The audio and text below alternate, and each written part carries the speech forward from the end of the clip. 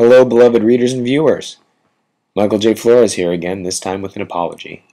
If you watched my last video on Lightning Beatdown, you know that I lost my voice last week, and I still don't have it back. So what you hear is what you're stuck with this week.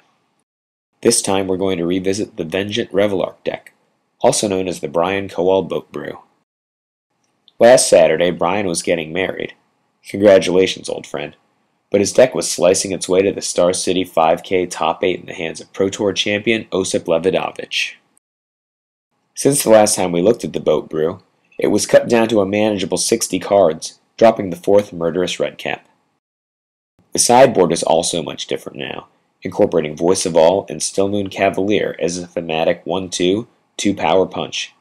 These creatures are small enough to recycle next to Reveillark, but together represent a whole lot of protection from white, which allows the Boat Brew to completely hold off and or race Kithkin, dominating time and tempo, and letting the Vengeant Reveillark deck race at will. Alright, let's get going. The opponent's got Mountain into Tattermunch Maniac to start. Our deck has no 1-drops, so a first turn Windburst Kites is about as good as it gets on the first turn. I want you to notice something. Notice this murderous red cap. Where is the murderous red cap? Okay, Maniac's in, and he's going to follow up with Figure of Destiny. Man, being on the draw stinks. Now I could play White Orchid here, but instead I'm just going to run out Mind Stone and brace for impact. His land is going to be Gitu Encampment, so luckily impact is only 4 points. After he's in, it's going to be a post-combat Mog Fanatic. Okay, pay attention. Osyp himself said he was most nervous about correctly making this sequence, and he watched the previous videos several times to make sure he got it right. You have to play the night before you have 3 lands. Then get a Plains, and tap it along with the Mind Stone and the land you play the turn to make the Finks. Just a little tricky, but you can make mechanical errors if you're not careful. Do it right, though, and you get the board right back. Speaking of getting the board right back, there's maybe the best card in Standard, a Johnny Vengeant. With a Johnny tapping down Figure of Destiny, we get the opportunity to attack. It's going to cost him half a Mog Fanatic and a Puncture Blast to get rid of a Johnny, but he kind of has to. We don't have any appropriate Reveillark bait in the graveyard yet, so I don't want to expose the Reveillark to just a random lash out. Instead, we're going to power up the Figure of Destiny and get in for about 6. Hiya! His having a Demigod, though, and a big swing for 9 here, is going to have us pulling that Reveillark right up into the sky. We're going to need Reveillark just to block here, but if we can get other combat going and then recycle the small creatures, that's just gravy.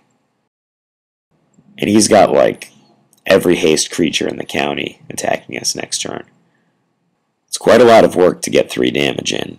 We're going to trade Reveillark for Demigod, chump block with Knight of the White Orchid, and trade figures, but after the Reveillark triggers, our guys are just pretty much back in business.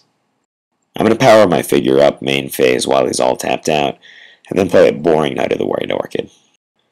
Now, this block is going to be a bloodbath in favor of us. We're going to take out all of his guys and lose nothing, but on the downside, he's going to put us to 3, which is an Incinerate range. He just wants to top deck burn. Now, this part is colossally embarrassing. Notice I'm fooling around with my mana. I know I have lethal in play, but I don't know which Windburst Kites has the Maniac under it, and I can't figure it out.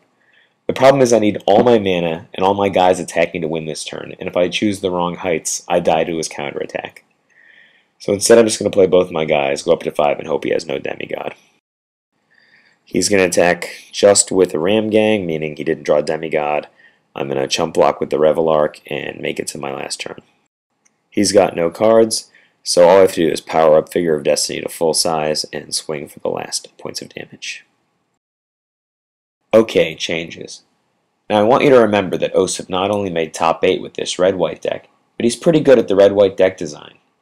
The last time Osyp and Brian butted heads on the red-white field of battle, it resulted in a Grand Prix finale where Brian's pilot Bob Maher won the whole thing, but Osyp cracked the format, putting 3 pilots in the top 8, including finalist Eugenius Eugene Harvey. Osyp thinks the red matchup is strong enough that you can remove the 1 main deck Forge Tender for 1 Flamekin Harbinger. But what does this accomplish? you can now actually set up Ranger of Eos for Flamekin Harbinger to get Reveillark.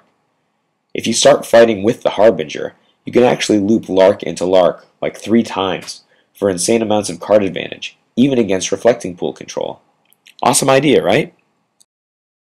In addition, Osyp sided out Murderous Redcap all day, and suggests removing the remaining 3 and 1 Kitchen Finks for 4 Spectral Processions.